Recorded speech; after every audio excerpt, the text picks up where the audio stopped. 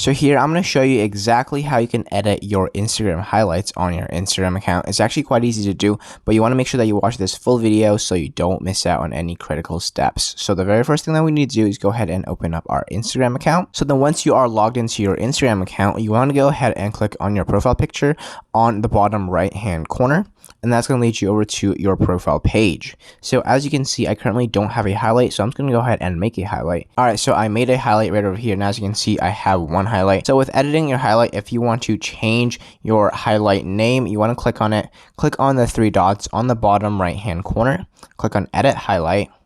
And then now you can change your title of your highlight. Change it to literally whatever you want. I'm just going to change this to YouTube.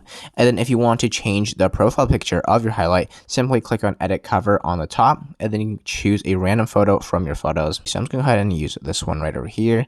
Go ahead and adjust it, and then click on the arrow and then click on done. And that can basically just change your profile picture. And then if you want to add more stories to your highlight, go ahead and click on stories and go through all of your stories and then select the ones that you want to add to your highlight. So let's say I want to add this one, and then click on done.